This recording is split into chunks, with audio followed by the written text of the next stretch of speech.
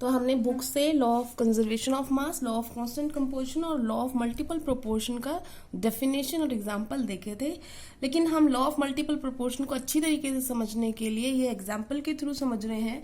तो for example law of multiple proportion में बोला गया था कि नाइट्रोजन या ऑक्सीजन, मतलब कोई भी दो एलिमेंट, ये नहीं बोला गया नाइट्रोजन और ऑक्सीजन, कि कोई भी दो एलिमेंट जब एक से ज्यादा कंपाउंड बनाते हैं तो किसी एक का अगर हम मास फिक्स कर दें तो दूसरे के साथ जो भी रेशियो आएंगी वो सिंपल आएंगी।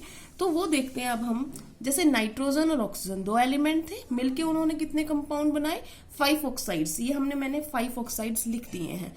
अब इसमें नाइट्रोजन की परसेंटेज, नाइट्रोजन का जो मास है वो मैंने लिख दिया है। नाइट्रोजन का बेटा 14 होता है एटॉमिक मास, तो 2 है तो ये 28 है, और ऑक्सीजन 1 है तो 16। इसी तरीके से नाइट्रोजन का इसका 14 होता है और इसका 16, और 28 और 16 दिया 48, और ये 14 और ये हो जाएगा 32। ये हमने कंप्लीट कर लिया, इसका 28 और इसका 18।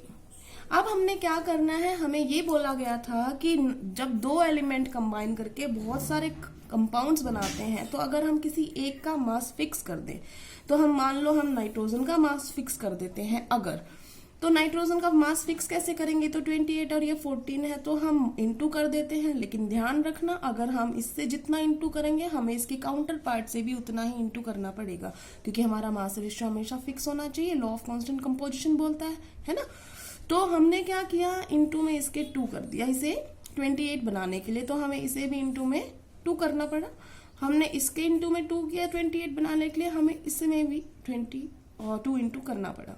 अब आप ध्यान से देखो, हमने इसको तो फिक्स कर दिया, तो क्या ये सिंपल रेशियो में है, तो आप देख पाओगे ये है 16, ये है 32, ये है 48, ये है 64 और ये है 80। 16 की अगर आपको टेबल आती है तो आपको बहुत सिंपल दिख रहा होगा, 16 1 जा 16, 16 2 जा 32, 16 3 जा 48, 16 4 जा 64, 16 5 जा 80। रेशियो देखो, इससे ज्यादा सिंपल रेशियो क्या हो सकती है, 1:2:3:4:5।